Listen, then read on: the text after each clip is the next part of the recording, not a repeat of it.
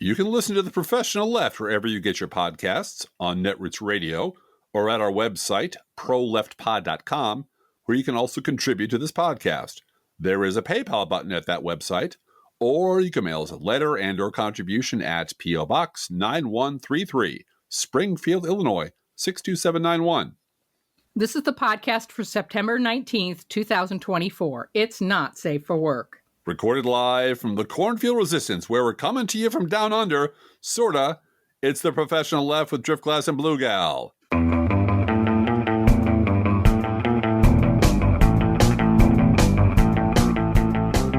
Hello, Blue Gal. Hi, Driftglass.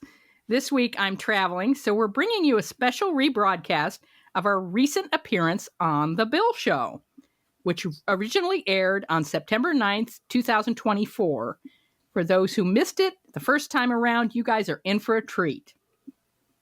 In this episode, we had the pleasure of joining our friend Bill, all the way from Australia, for a lively discussion on his podcast about the recent Democratic National Convention. We dive into the highlights, the surprises, and what it all might mean for the upcoming election, not only for us in the United States, but for the world. Yeah, apparently the world is watching us, and we kind of feel responsible to give them grown-up adult answers. So how much would you pay now? But wait, that's not all, because Bill decided to turn the tables on us and put both of us in the hot seat with his version of the Actors Studio interview. Let's just say things got real interesting, and you might learn a few things about us that you never knew before. Whether you're tuning in for the political analysis or the international perspective, or to just hear us squirm under Bill's ruthless questioning, you bastard, Bill. We think you'll enjoy this encore performance of our Australian adventure. So sit back, maybe grab a Vegemite sandwich, or don't, and enjoy this rebroadcast of the Professional Left podcast on The Bill Show. Good day, mates. Good day. Hello, it's Bernie here. Evidently, Bill and Randy want me to tell you people that you shouldn't listen to the show at work or in front of kids because they're swearing. Swearing in the show. There's a few fucks, a few shits, and some words I can't even pronounce.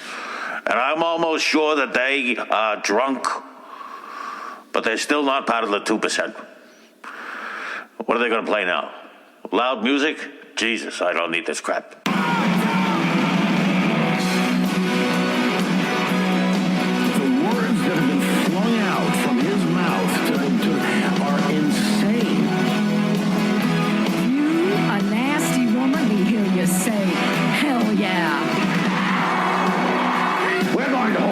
By the nose, and we're going to kick him in the ass. We're going to kick the hell out of him all the time, and we're going to go through him like crap through a goose.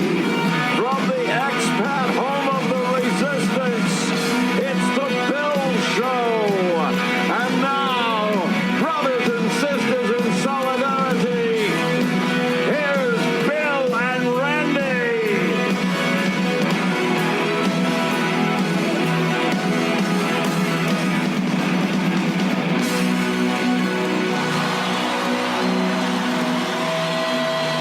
Yes, everybody. If you are a regular listener to this show, you know that we're an Australian-based podcast commenting on Australian American politics, which means one thing. Americans resent the hell out of us because they're thinking, what the hell would you know? You don't even live here. Why would you live anywhere else? What are you, a communist? And the answer to that question is no, I just wanted health care.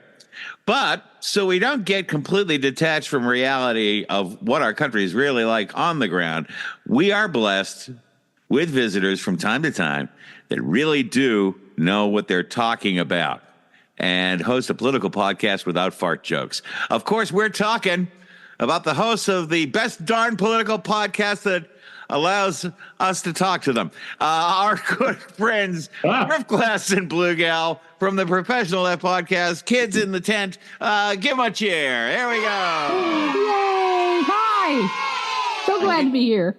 The kids have been, they've been eating sugar. They've been they're bored by us, but they love when you come on the show. And I've been watching a lot of things. Now, we have not gotten together since the convention, I don't think. Right. Now, what? First of all, I'm going to throw this out here. What'd you think? What's your review? Your reviews of the convention, ladies and gentlemen. Just off the hot. Were you joyful? Did it give you goosebumps? What part did you like?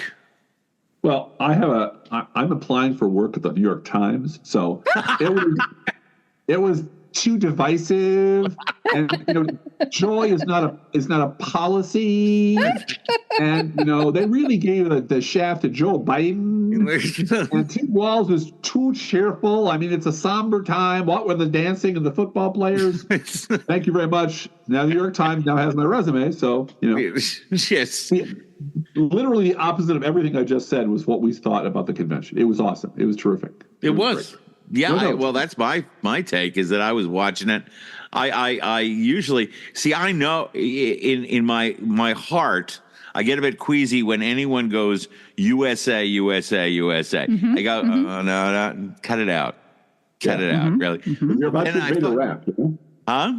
Because you're about to invade Iraq if that happens. Yeah, that's it. Somebody's got a gun and we're going someplace. I don't know, and there'll be sand and tears, but. What I loved about this is that there seemed to be actually a different definition of that kind of patriotism. Yeah. And and the Democrats have actually successfully, lifted that from the Republicans. Yeah. Oh, well, I'm going to take issue with that because I don't think they've lifted it from the Republicans. I think the USA chant from the Republicans has to do with the military-industrial complex. Yeah. And I think when Democrats chant USA, they're talking about American workers, American ingenuity. Yeah. And people. They're talking about people, not about imperialism. And I liked how this convention was a reflection of an appreciation for Joe Biden and his politics. And then we turned the corner and it's for Kamala. And, it started off with Biden. First night, Biden speaks. Yeah. And the themes is we can do anything in this country if we do it together. There is nothing about that America that Americans can't do. And the focus is always on Americans. Yeah. Not America as some sort of, imperialist idea of running the whole world. It's the American people. If we work together and we are hard workers and we can make a difference. And that carried on with Michelle Obama's speech. Do you believe in American exceptionalism? I don't. I don't believe that that God put America on this earth to somehow save the world, if that's what we're talking about. That's what I was told by Jesus. Yeah, Jesus told you I was told that by Jesus. Yeah, no, I don't believe in that. He told me. I don't believe in that. But I believe what Michelle Obama said, which is Kamala Harris, like Joe Biden before her, is a human being, and Tim Walz is a human being. And everyone in this room is a human being. And we all have to work together. We all have a job to do. Yeah. And it's a human. One of the reporters here in this country said, Democratic Party is people all the way down. That's it. And yep. It's true. And it's true. Yeah. I would say I would do a take that I don't believe in American exceptionalism, but I do believe that America is indispensable. And there's two different things. Well, you talked about that the last time we were together. Yeah. How important it was to defeat Trump for the rest of the world. For the rest of the world. Absolutely. Because, America is just one more empire, really. Right. We had the British Empire, you go all the way back to Rome. I think people really got to come to the close is that we live in an imperfect world. And if you're going to live in an empire, you're living in the best one. Because if you compare American domination of the post-World War II world with any other empire, you're climbing to get in this one because the other ones are really shit. Yep. You know? Yeah. So, but which has set me up for my first question here. In the battleground states, this is what we have so far. I actually peeked at my computer. This is the battleground states. According to 538 averages, Harris actually leads in 6 out of 7 of the battleground states. 0.1% in Arizona, 0.4% in Georgia, 3% in Michigan, 1.2% in Nevada, 1.3% in Pennsylvania, 2.7% in Wisconsin. Trump leads in 0.5% in North Carolina. It says that all the leads are fragile and debatable. Nate Silver argues the most recent polling from Pennsylvania doesn't even look good for Harris, and what we are seeing may change. And while there are multiple paths to 270, he accentuates that Georgia and Pennsylvania are absolutely necessary. Mm-hmm. But it is an incredible turnaround since the convention. Yeah. Here's my question to you guys, and I'll field it to either one of you, which to start. What has been the difference? Because if you look at the policies, the policies aren't that different. So what has caused this great change? Are Americans so superficial that it's the salesman rather than the message? Well, discuss. I heard Molly Jong-Fast do that in her podcast. I went, oh, back in college. Okay, discuss. Why? The entire Trump campaign was based on Joe Biden is old. Yeah. Joe Biden is old and he's decrepit and he's, cognitively impaired and he sleeps and he drools and he can't walk and he's an idiot and et cetera, et cetera, et cetera. That was the entire campaign, the pillar on which everything else rests. And Democrats took it away. And Republicans have no idea what to do now. Because Trump's still running against Joe Biden. He still thinks Joe Biden's running. I mean, he was going around before the convention going, well, I'm hearing rumors that Joe Biden is going to come in and take over the convention and have himself declare the nominee. Yeah. So there is no plan B. The only plan was to run against Joe Biden because Joe Biden is old, and we're just going to sail to a 320 electoral vote victory. And once that got taken away from them, everybody kind of realized, holy crap, that's all they've got. And people got a whole lot more enthusiastic and cheerful because debating which candidate is older is not an exciting debate to have. I love Joe Biden. He's been the most consequential president of my lifetime. Yeah. I would vote for him again in a heartbeat. But the idea that we're going to have all Joe Biden's policies and we're going to put them in a much more energetic and exciting package with Tim Walz as her wacky sidekick. Yeah. Who can go anywhere. He can go through any Midwest state and everybody knows who that guy is and loves him. It's like, oh, this is great. We got the same stuff we like in a shiny new car. That's awesome. And Joe Biden was an utter gentleman about the whole thing. It was completely honorable. Yeah. Said, I'm a transition guy.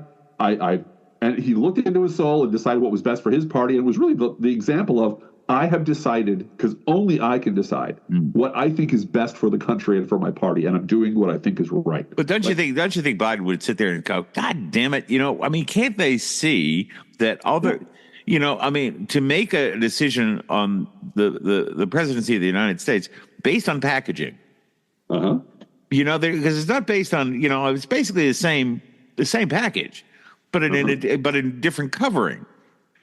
So what does it say about the electorate that they're so disengaged that they're only voting on packaging rather than substance? I don't know. Am I wrong, or is that? Do you remember an SNL skit, Dana Carvey playing George H.W. Bush? Yeah. He was going on and on about blah, blah, blah. And his 20 points a lot. That's right. 20 points a lot. And his opponent's only rebuttal was, I can't believe I'm losing to this guy. Yep. Yeah. Because he's making no sense at all. That's the American electorate. There's been a lot of money and time and effort and energy invested into turning the base into what we call reprogrammable meat bags. So no matter what you do on the Democratic side, 45% or so of the voting public will vote for the Republican.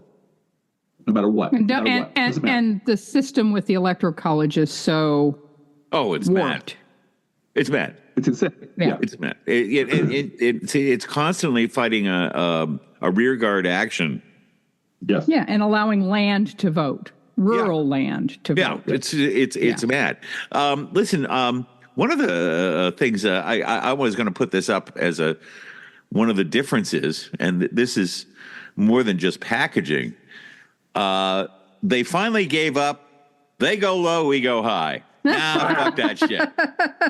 Fuck that shit. And I was sitting there, how long does it take before you kick these people in the balls? Well, that's Michelle Obama, isn't it? That Michelle Obama is the one that made that change. She's the one that announced it when she was first lady. Yeah. And when you're first lady, your poop has to be pink and fluffy and smell like rose petals. So not anymore. Yeah, she's done. Because she's been through being called names, everything but a child of God. Absolutely. No one has been more maligned than Michelle, except maybe her children. Oh no! The Republican Party are to me they aren't a party anymore. They're an ongoing coup. Yep. And they're a terrorist organization. Yep. Yes. Seriously. Yep. And the fact when they voted 60 times to take health insurance away from 22 million American citizens. Yeah. Not talking about quote unquote illegals and immigration and all they want to hurt you. They want to hurt American citizens. They want to hurt you. Yep. Every that Democrat disqualifies you from being an organization that anyone should pay attention to. But I wrote this down. There once was a day in which Democrats knew who their adversaries were. FDR and Truman knew. They fought them in the gutter and beat them senseless. LBJ didn't get the Great Society and FDR didn't get the New Deal because they were fucking nice. They could attack their adversaries with mercilessness. Trump has revealed who these people have always been and has clarified how to fight them in the future. We must allude to FDR, know that they hate us, and welcome their hatred. Right. Absolutely. Any objections to that? No. I mean, no. There were two moments that I just went blah, blah, blah. It was Bill Clinton talking about, both sides, we got to meet in the middle. We got to have, blah, whatever, man. Yeah, the 80s are beautiful. The 90s were great. And I know you enjoyed them, but that shit's over. And Barack Obama talked about, he did the same thing. Yeah. And I'm like, dude, I know you have to say that because you're just wired that way. You cannot imagine just coming out and saying, the problem with this country is the goddamn Republican Party. Because you're just biologically incapable of doing that. But the rest of the party has moved on. And I think but the problem is, and I have an auto-signed letter from Bill Clinton in my, on my wall, that came to me, and I was very proud when he finally got in. But here's the thing. Dick Morris, toe licker? Yeah, absolutely. Who wrote a check to a prostitute? Yeah. I don't forget that shit. And I don't forget the second term that Clinton did it. And my view has been, that finally you had an American president walking a picket line, right. in a strike. And happy Labor Day, by the way. Thank you. Absolutely. But here's Donald Trump spent the day on the golf course, quite literally. Of course he did. And molesting and going into, cheating at golf. Hallowed ground, and then on camera. No, he was on camera all day doing live from the golf course. Keep going, Donnie. Just keep talking. Keep doing it. Keep talking. But the thing is that I think that when we get to the not knowing who our friends are and who our enemies are, I think we've got to admit it, because the one smart ass comment I made to a friend is that his first president to actually walk a picket line. And if he went down there, he would have met Bernie Sanders, who's always been on the fucking picket line. Right. And here's the deal. We caught, and I'm talking me. There are two people who don't talk to me anymore over the Clinton thing. I was called a sexist. I was called everything under the sun. Now, of course, when Bernie went to Clinton, I said, that's my guy. It's the logical thing to do, and I hope to hell that Clinton had won. But I got to tell you, there are certain people that still don't talk to me in that thing. And well, did you hear the Trump campaign suggests that Kamala Harris is the most liberal senator? Oh, and Bernie Sanders came out and said, "Hold up a minute." That goddamn it! I'm telling you, I'm the goddamn.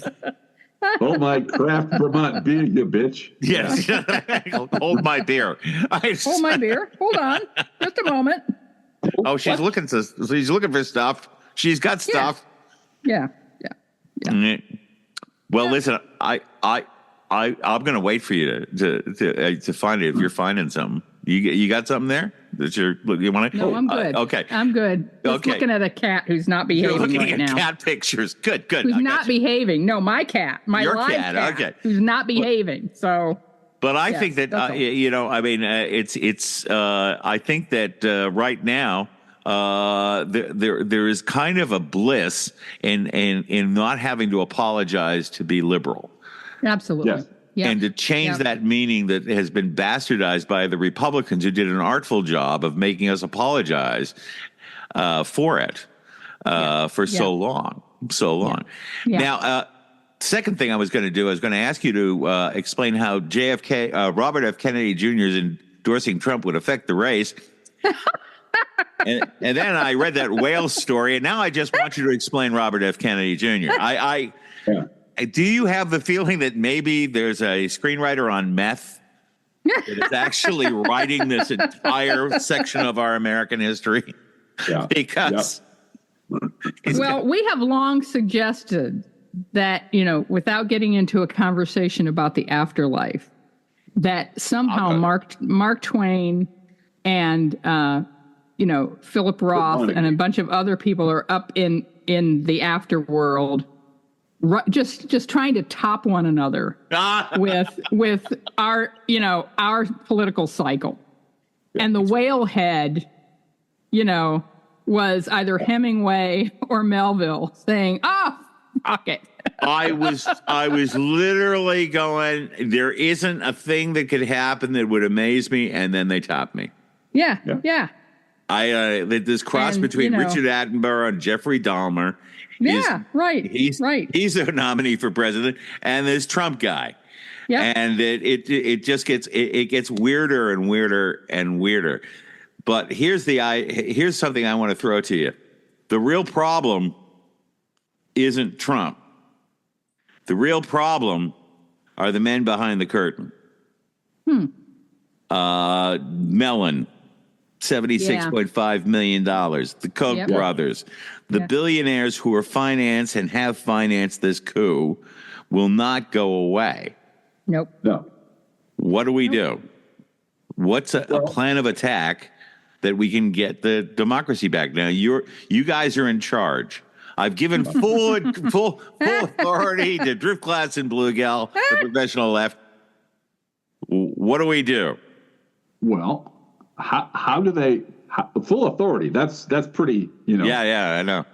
I mean, can I send out his squads and just start taking people out? Evidently, fucking yeah. You can't send. I have immunity, right? I have you can strap immunity. a whale to executive your immunity, fender of your car. The Supreme Court, right? Yeah, yeah. Short of sending out Driftglass Death Squads, which has a nice ring to it, and should have been my band name in the '80s, but it wasn't. The balance of power is not in the hands of billionaires alone. It's billionaires who control a machinery and fund a machinery that influence 60 million people. That's the pyramid. So we could go one by one at the bottom and start pecking away at those people. Demographically, they're all 90 years old or dead. So eventually that's just going to happen. But what is required is, and I know we've said this on the show before, I know we've said it on our own podcast 100 times, is you need as big a megaphone as the right has, as effective a machine as the right has. And there just is there's no taste on the left among left-wing billionaires to build such a thing. So there's just this constant carping at the existence of these people by people who are in the media. I would love to focus on. I'm writing something about this that may appear on a podcast tomorrow. I don't know. But there are all of these former newspaper editors and people who are have their own shows at MSNBC in prime time, or are at the Annenberg Foundation, who have big titles, big important titles, current former journalists, who are on Twitter X constantly bitching about the media and the both sides, which I appreciate because that was our thing 20 years ago. They finally come up with us, which is great. But they never name names. Never. They never say the problem with this is a guy named Arthur Schulzberg III. Yeah. And I know him personally. He goes to my club and he's an asshole, and here's why that's true. They will not say that. And so you have all these people in the real near the top of the pyramid who are all just bitterly complaining about the media. And we can see it in what the hell, man? All of us bloggers know how to do that. Your skill set is you have names of people. You can actually go and ask them why the headline reads thus and so, because it's all terrible, and you won't do it. I would like to know why. I would very much like to know why Chris Hayes sits on Twitter X carping about the media this and both sides that, and how the New York Times. Dude, your wife is an ABC reporter. You have a primetime show on MSNBC. Why don't you call one of your friends at the New York Times and ask them? Because there's a thing we used to do where you'd call people up or visit them and ask them questions, and then you tell everybody else the answer. And that was called journalism. So why don't you go out and do some journalism and tell us who these people are and how the machinery actually works? Then we can attack the problem. But all I see is these very important people with very important titles doing what liberal bloggers do, which is shaking their fist at clouds, going, what the hell? What's wrong with you, Washington Post? And that's the change I would make, because I can't fix billionaires funding lunatics. I can't get rid of Elmo Mush. But I can go after the mainstream media that justifies and rationalizes and normalizes madness. That much I can do. I have a different answer. You go, girl. I take it from a different perspective. You may. Which is, I understand that billionaires are investing in this election, and they may or may not be successful. They don't like Trump's unpredictability, but they like his tax cuts. And so they're going to invest in trying to get those tax cuts and extended, get his tax cuts extended. They expire next year. That's the thing that's scaring the billionaire class. Yeah. Now, I think they might just write this election off if, as I expect, Trump is just going to continue to mentally decline. And if his performance at the debate against Kamala Harris is anything like his performance on his Truth Social, it's going to be a disaster. However, after the election, where does the billionaire money go then?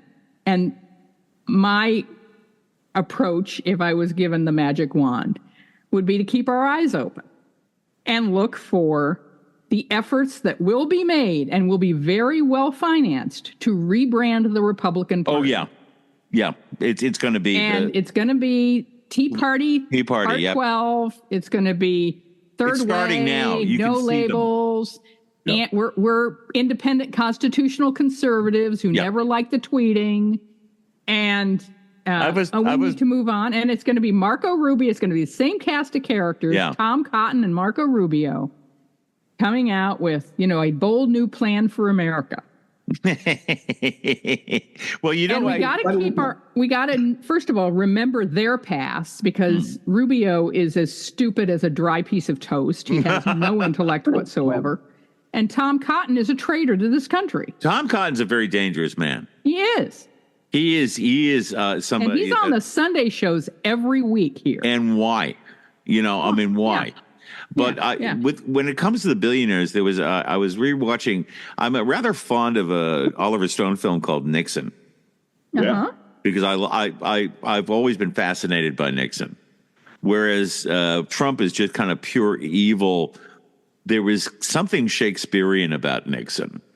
Is that you did have an intellect. You had this this person who could have done so and did. The EPA. And like a Shakespearean tragedy, he just had a fatal flaw, which he was paranoid. Yeah, he was a paranoid, but he goes up to Larry Hagman, who's the oil executive, who's pressing him on some issue about the oil crisis.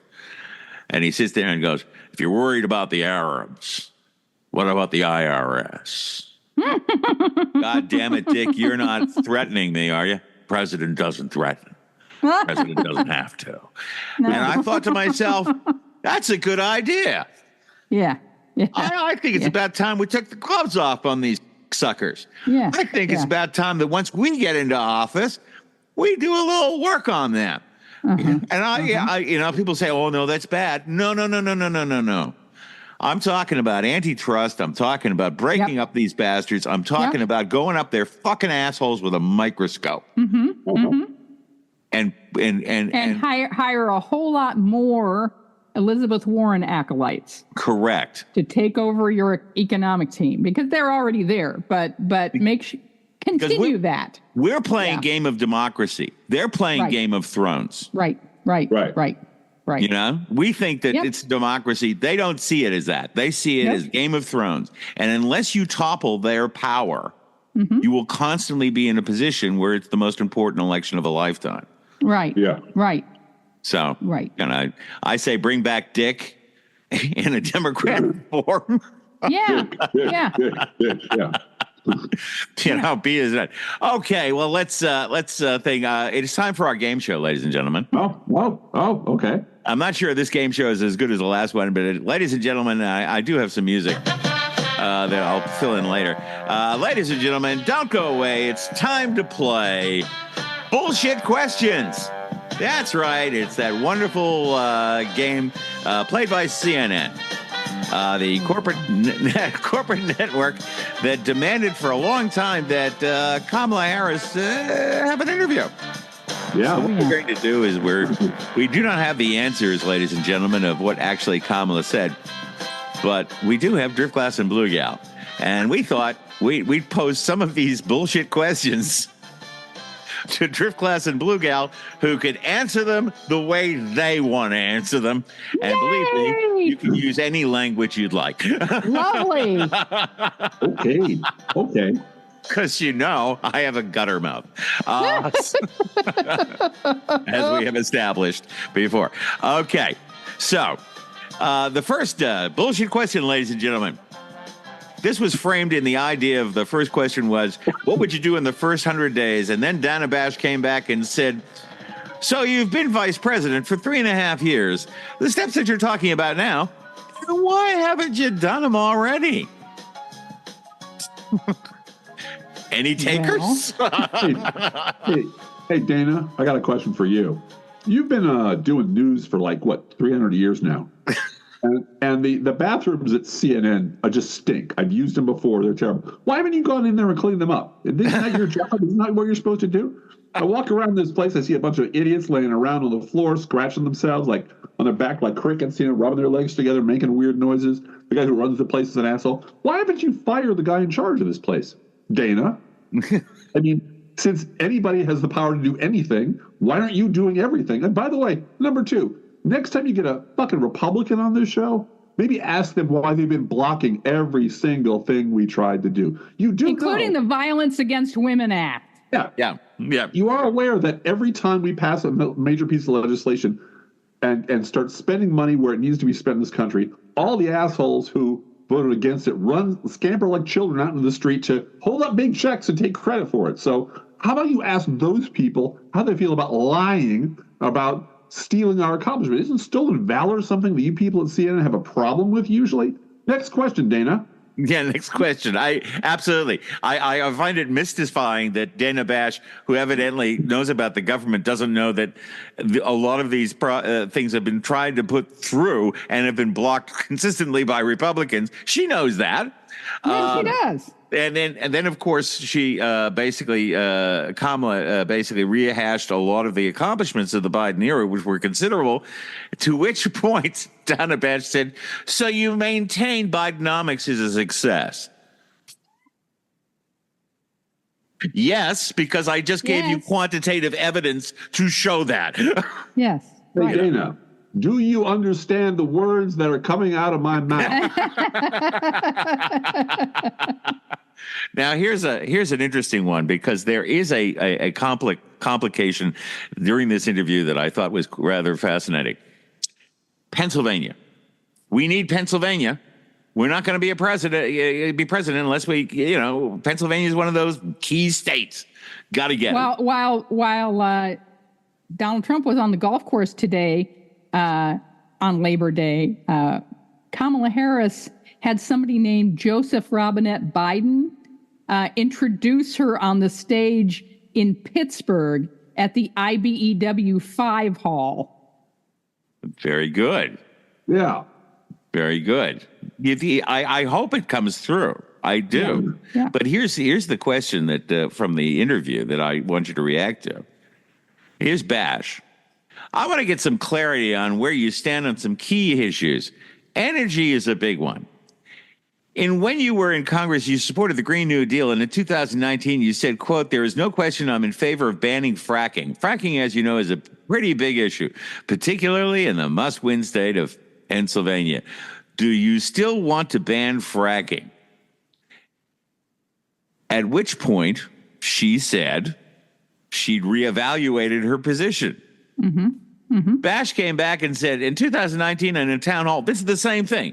You were asked, would you commit to implementing a ban fracking? There's no question you are in favor of banning fracking. So yes.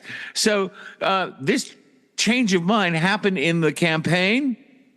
What made you change that position? Would you like to clear that up with an honest answer? I think. Oh, Sure. yeah.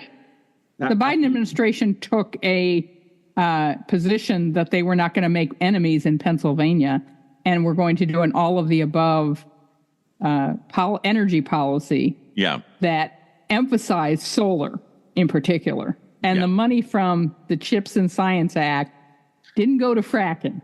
It went to solar. So, but they're not going to, can I say cock block on the air? Go for it, baby. Cock block themselves by making enemies in Pennsylvania. Mm-hmm. And that's what happened. It was a political, Can I ask you, Driftglass, Dana Bash knows this, doesn't she? Yes, she does. Of course she does. And may I say, yes, fracking has created a lot of jobs in Pennsylvania. I have family in Pennsylvania. Yeah. Fracking has created a lot of major health concerns in Pennsylvania as whether the drinking water is safe. And we're going to have to stop. So we're going to have to deal with that forever because people are getting cancer and people are getting really sick. Yeah. And the state legislature of Pennsylvania has passed a law that state money cannot investigate the health concerns related to fracking. Get out. No, state money can't go to that. So why, Blue Gal? Why? Back when we had because we had a Republican governor for 5 whole minutes. Oh, that's right. In Pennsylvania. And when they booted him out, my mother, who died of cancer in 2016, just mere days before Trump was elected, I said, "You booted out that Republican governor, Mom." And she said, "We had to." Yeah. You have to. Yeah. You have to. Yeah.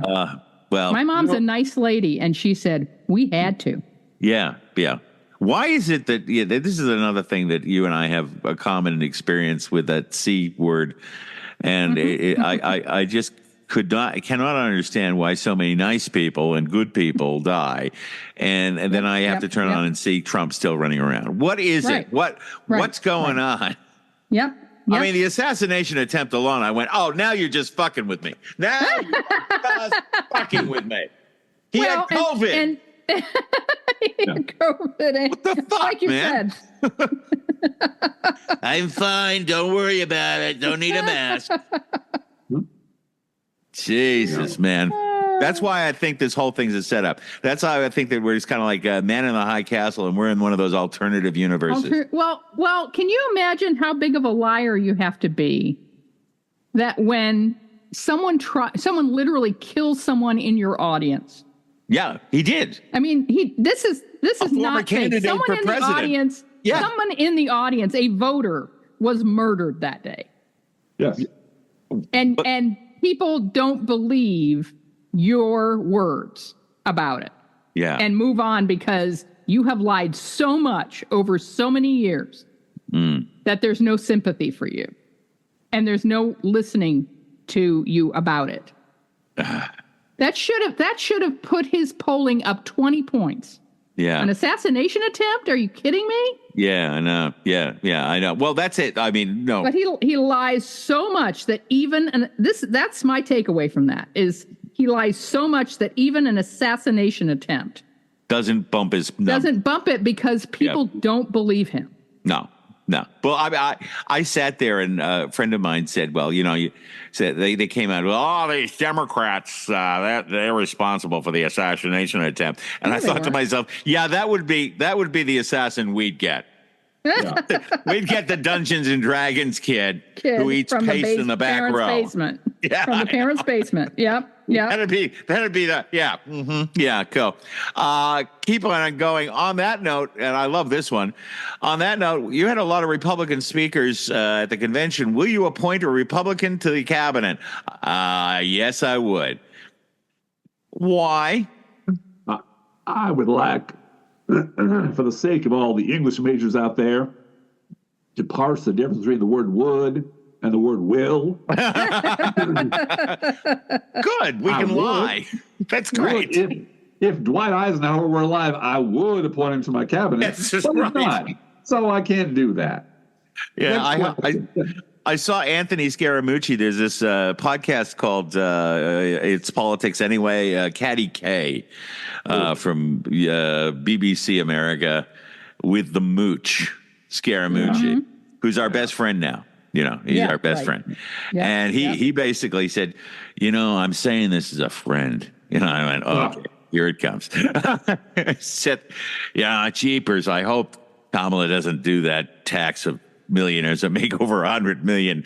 And I thought, okay, why? And he sat there and said, because we're an aspirational society and everybody in America sees themselves as a potential multi-billionaire. Yeah. And then remember? Anthony Scaramucci goes to Davos every year and pours champagne for billionaires. Yeah. And tries to get people to invest in his stupid company. Yeah.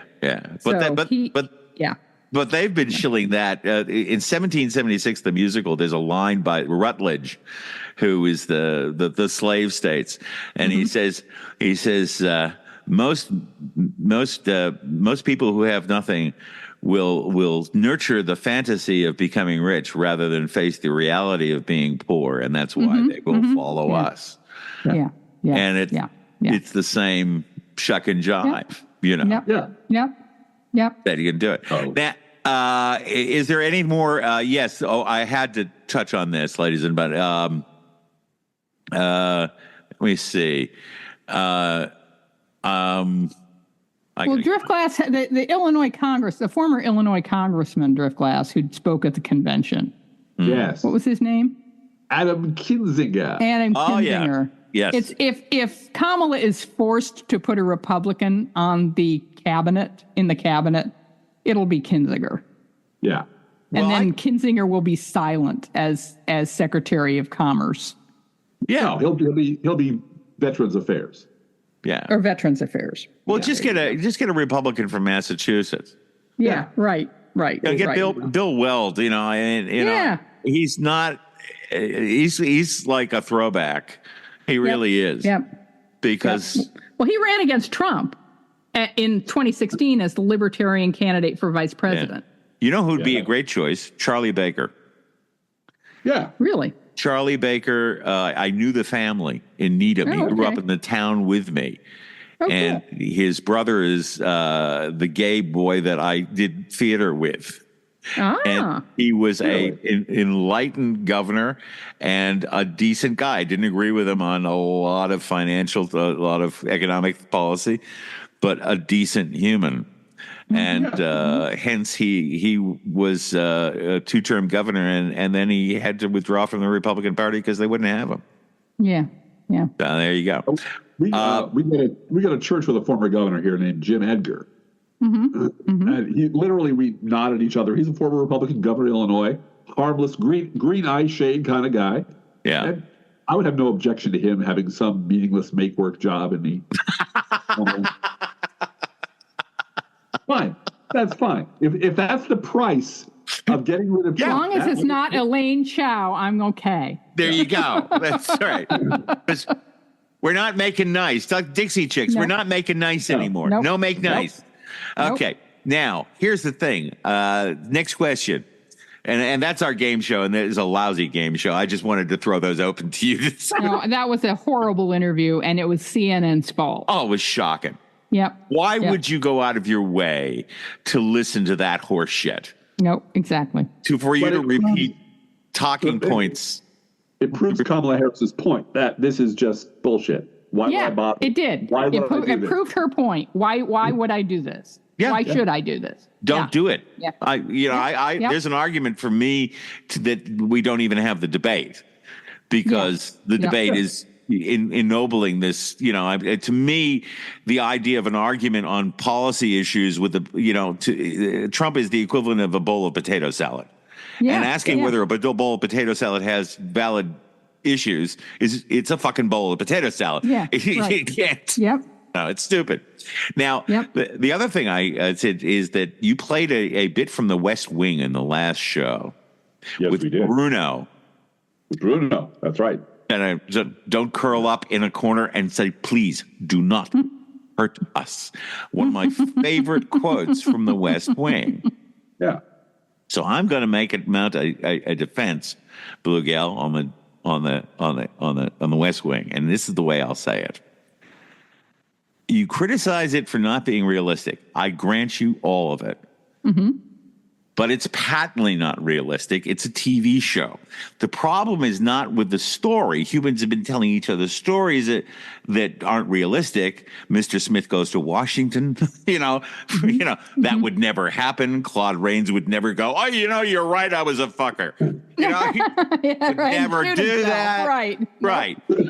It's that we have a population that does not have the critical thinking skills to understand the difference between TV shows and reality. And if you extend that thought, Trump is a result of a population. Oh, yeah, absolutely. That can't distinguish fantasy from reality.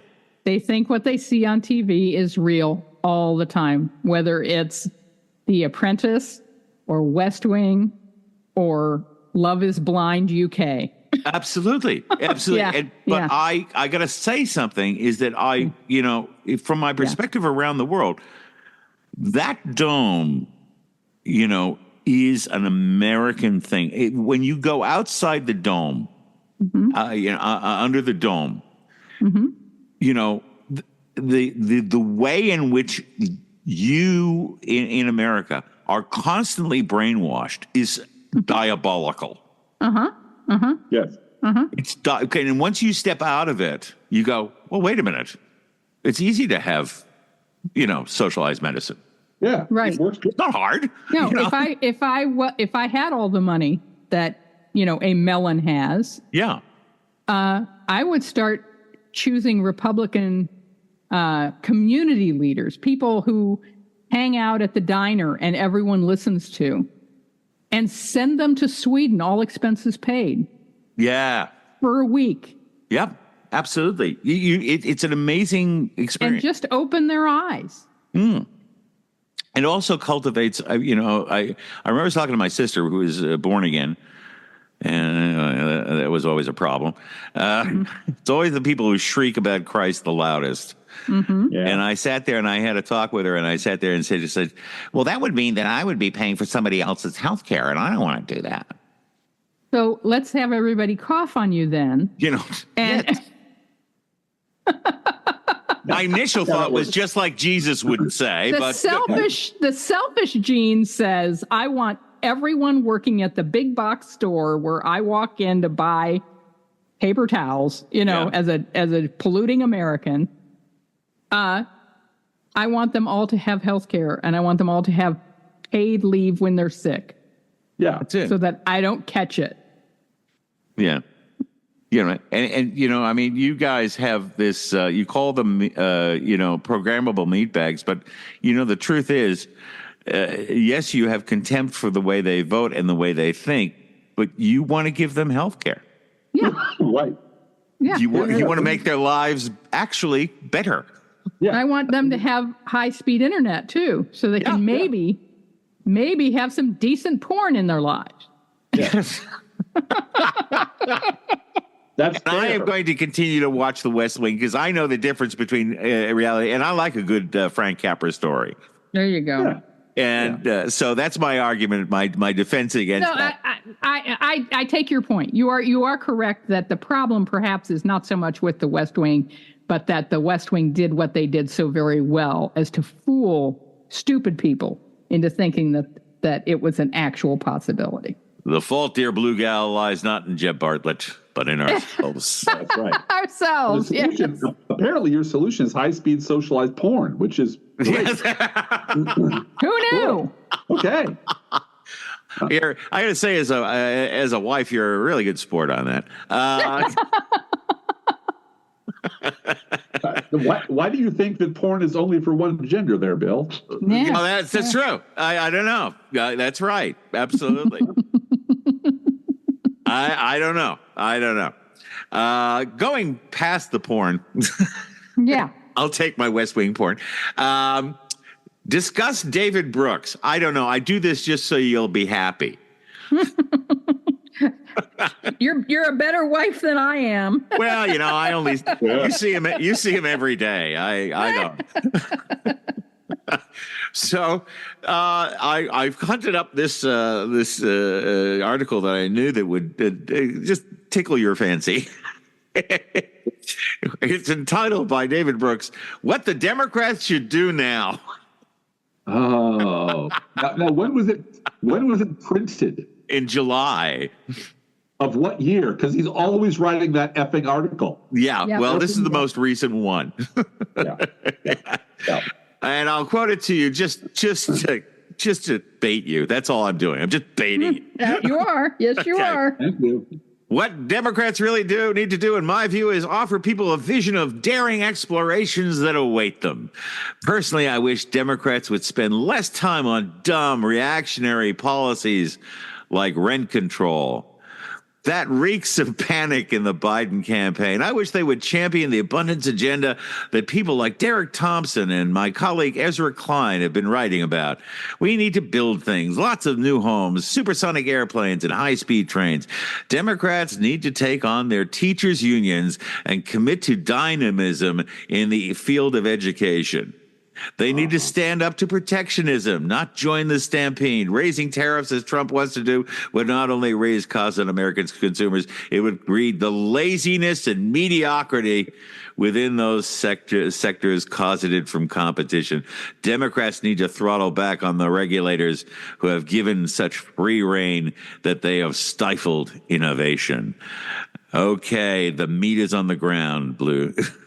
Glass. Well, I want to keep you exercised. Go ahead. well, I recall, I'm a very old man, and I recall way back when, in the olden times, during the before times, that you're not allowed to talk about. Not allowed to talk about. Mad, that David Brooks, there was a column in, I think, the New Yorker by Jonathan Chait. Okay. Right? I'm not a very big fan of, but it was entitled something like "The Collapse of the Intellectual Center." Uh-huh. And it was a breakdown of David Brooks in 2009. Right. Okay. All these years later, he's writing the same fucking column over and over again. And it was, have you ever noticed that David Brooks keeps demanding that Democrats do certain things to make the center happy? And all the things he's demanding is stuff that Barack Obama is already doing. Yes, yeah. And he just refuses to acknowledge that Democrats are doing everything that he said he wants them to do. Yeah. Because he needs it to be a conflict between two equal sides where he is the wise man in the middle. And he is a disease that has infected the entire mainstream media. And the cool thing about it is that disease is now breaking out in giant bloody welts all over the New York Times, the Washington Post, that even people who have primetime shows on MSNBC are saying, wait a minute, what the hell's with this both sides bullshit? Why are you doing this? Yeah. And the answer is, I know, call on me. But you're not going to call on me because it would indict the legacy media going all the way back to the 80s. Yeah. That means the legacy media has been full of shit all the way back to the 80s. And the legacy media cannot acknowledge that. So we're going to pretend that history began in 2016, that both sides are roughly equivalent, and that David Brooks is the wise man sitting in the middle of two contending parties, and he and only he could give wisdom about what Democrats need to do. There is an identical article today or yesterday in the New York Times, same paper, by Nick Kristof. The headline of which is, and I'm reading to you now, here's why we shouldn't demean Trump voters. Oh, really? Yeah. And it's all about how Democrats need to cool it and stop calling them names. And the first paragraph is, some of the best advice Democrats have received recently came from Bill Clinton in his speech at the Democratic National Convention. You know, both sides. Don't treat people badly. Just, you know, everyone's a decent person. Everyone's good. Yeah, Trump's bad. But the basic, everyday quotidian Republican is just a good guy. You just need to listen more and bend over more and grab your ankles more and spread them a little further. And I'm like, dude, we had an 8-year experiment in this. Can I buy them some lube as well? I mean, would you... No. Freedom lube. You only are allowed to use freedom lube. and I'm like, it is maddening to those of us on the outside looking in because we had an 8-year lab experiment in exactly the strategy called the Obama administration. We tried this. It doesn't work. And people like Nick Kristof and Bill Kristol, and Bill Kristol too, but also David Brooks, have this fetish. And we did last week. Our show was on the 5 competing doctrines that are trying to define history. And one of the main doctrines that the mainstream media is trapped in is it has to be both sides. It has to be.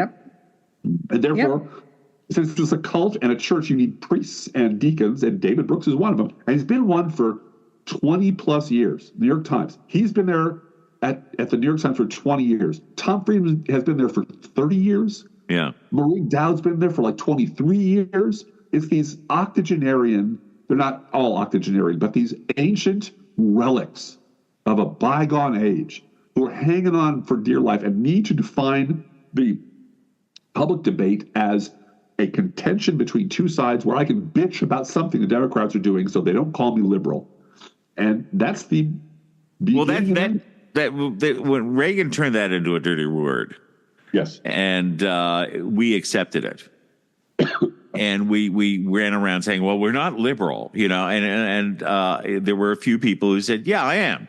And most of them only got elected in Massachusetts, you know, where we still, you know, liberal isn't a dirty word. I hate to break it to you, but there was a whole episode of The West Wing with Jimmy Smits defining what a liberal was. Yes. Yeah. Oh, yes. I remember that one. You see, Blue Gal, that there are good things. Join us, Blue Gal. You'll feel good. It'll be cushy. Except that point when Alan Alda plays a Republican. That is some fucking great science fiction. That is science fiction. And then you talked about the fact that Aaron Sorkin wrote to the New York Times and asked that Mitt Romney. Yeah. Come on, man. What the fuck are you talking about? Yeah. Are you on acid? Yeah. No, well, listen. Yeah, he's Aaron Sorkin. Well, it's out of it's Al Pacino. Don't get high on your own supply. Yeah. You know, because you're believing that crap. Now, listen, I talk to you all the time, and we talk politics. One last series of questions I have for you. As you know, I'm an actor, and I have a great fondness for a thing called Inside the Actor's Studio. Oh yeah. Yes. Yeah. Now I love it too. I love Inside the Actors Studio, and I catch the interview with Paul Newman, and then you realize why I love him so much. You know, just absolutely incredible. But this is at the end of every thing in the Actors Studio, there is a series of questions. Yep. I thought, I know where this is going. you know what? Why don't I throw this at Driftglass and Blue Gal? I'm thrilled you want to do that. And it'll give you a chance to say, I just view me as an old guy, and you're Robin Williams now. So, so who wants to go first? Blue Gal. I'll go first because I think Okay. I'm more familiar with the questions than Driftglass is. These are the questions by Bernard Pivot, and here they are. What is your favorite word? Oh my goodness. My favorite word is spouse. Oh, My least favorite word is impactful. that was the second question. Impactful. Yes. I hate that word. I don't think it should exist. What turns you on? What turns me on? Knitting. Hearing from my kids. I love my husband. And cool weather. Cool. Here we What go. turns you off? What turns me off? Incontinent cats. What is your favorite curse word? Ooh. In terms of frequency of use or just It just comes out of the mouth. well, I've been discussing this with you actually on I email know. because the CUNT word, is so inappropriate in the United States and rightly so because it is connected to female anatomy in this country, but in other countries it isn't. I sent you And that I wish Billy it Connolly. wasn't. I wish it wasn't. Right. That would be, if I could make that word more along the lines of the way a Billy Connolly would use it. Because that is Donald Trump. Yeah. That perfect. Yeah. That one hard, awful. It's if you're an actor, that sounds really work, and it's that Anyway. Yeah. So meant that way. That would be my favorite if I could make it not so offensive. What sound or noise do you love? I love, this is crazy because I do wear earplugs to bed, but I do love the gentle sound of my husband snoring. Well, Driftglass, my sound isn't gentle, and I had the most tolerant wife in the world. My sound was the Holland Tunnel. It was there you go. But you're not a fatty, Your husband's not a fatty. I also love 1940s jazz music. Oh, yeah. Yeah, I'll go with that. What sound or noise do you hate? Oh, I can't listen to Donald Trump anymore. Yeah. Even when people are making fun of him or putting him, I just can't listen to anymore. Yeah. No. My father got the same way, actually. He just couldn't watch him. What profession other than your own would you like to attempt? Oh, I would like to be a administrator of a foundation that helped schools deal with children with autism. Help children with autism. You just say shit every day on your show that makes me fall in love with both of you so much. Because you remind me of the best people I knew in Massachusetts. That was that was my aunt. That's what she did. Yeah. And she was a goddess. She was just a goddess. So many teachers helped my son. Teachers are the best. Teachers and nurses, man. Love them. And my son is, when he was 3, said no, and I want Cheerios, and that's all he said. And he didn't point, and he was in his own world, and he would line up little Matchbox cars and be in his own world. And now he is living independently. He's in an apartment with other guys. He's on the other side of the country. He drove across the country by himself twice. And he calls me and says, I love you, Mom, but I got to go to work. There you go. And it's the best feeling. Teachers. Yay, teachers unions. Yeah, What and profession- made a difference. Yeah, What public profession school would you teachers. not like to do? Well, and this gets into the whole.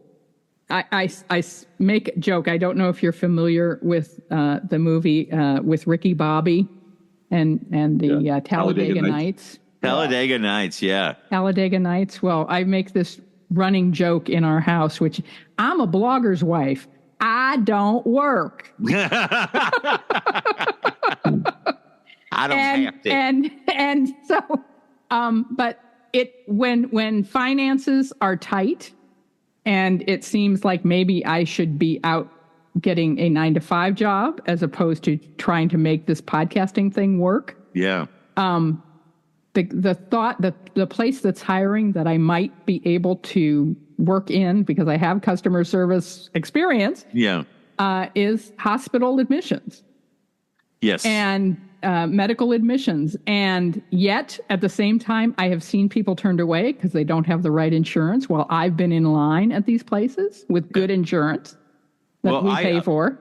I have 20. And the minute that happens, I'd go ballistic. And yes. I know. break the keyboard and have to leave. I had good friends when I was teaching who shut me up during meetings. That's the only reason I kept my job. The only reason I kept my job. Yep. The emperor is naked. You can't say that shit in a bureaucracy. It's just awful. Right. If heaven exists, what would you like to hear God say when you arrive at the pearly gates? The yarn room is that way. Ah, very good. All right, Drift Glass, it's your turn, buddy. All right, fire away. Ready? You ready? No, but that never stopped me before. So. No, jump in. The water's fine. What is your favorite word? Today it's thoroughfare. Thoroughfare. What is your least favorite word? I got to go with impactful as well. Impactful. What turns you on? My wife. Yeah, and, baby. Yes, baby. And, a lovely fall day. A lovely fall day. A lovely fall day. What turns you off? Turning on my television and seeing my country going down the toilet being run by a lunatic and not people cheering. That turns me off. Yeah. What's your favorite curse word? I don't have a favorite curse word. I have a favorite curse phrase. Go for it. It's from Babylon 5. You moon-faced assassin of joy.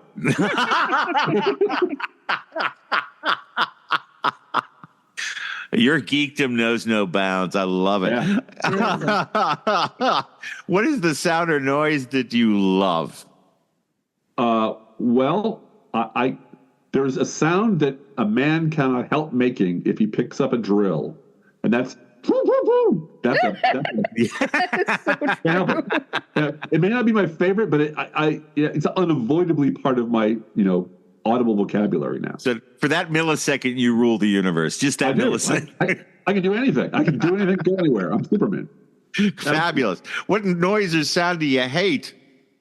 The sound of Trump's voice. It makes sound of Trump's voice. Yep. Okay. Yeah. Don't have it. Okay. What profession other than your own would you like to attempt? I think I would like, if we could do it, we've said this before, run a writer's workshop.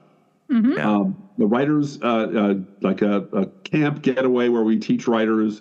We have seminars. We buy one of those Route 66 motels and rehab it as a writer's retreat, and be able to put up writers for free for months to train them how to write, get them published, and get them active in their community. I'd love to do that. I just look at you two and I go, why aren't you two teaching at university?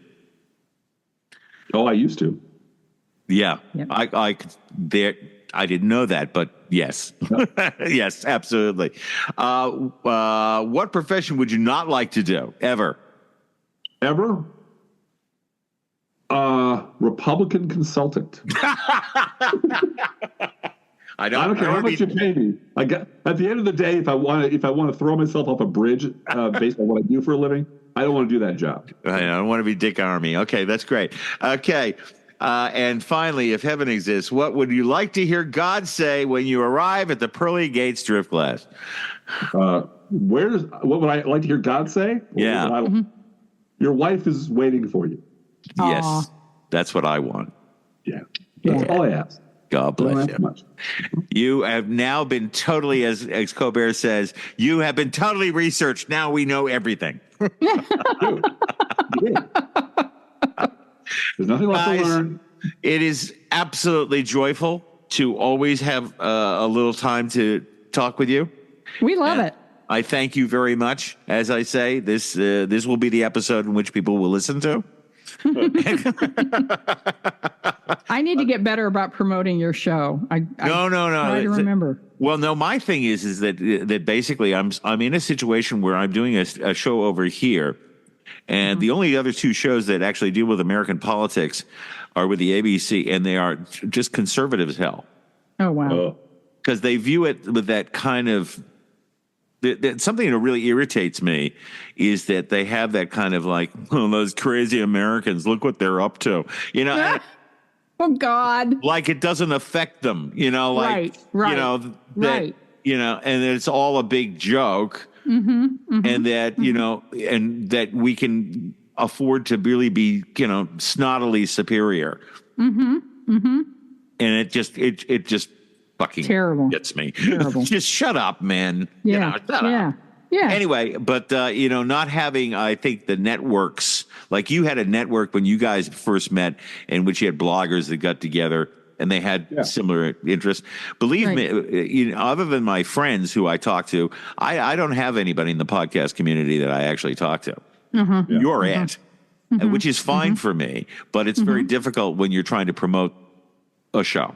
Right. It shouldn't be, nor is it incumbent upon you to take that responsibility. It's incumbent on me. But when we're on, we should. Yeah, you're on, and you have an open door here anytime to talk about whatever you like. Because let's get together after the election to review what's happened. God, yes, it's going to be so much fun, and praise God. I can't think about a world in which that guy's in charge. Thanks so much, guys. Love your work. Thank you. Love you too. Bye-bye. You're the best. Have a great night. Bye-bye. Thanks. Bye-bye.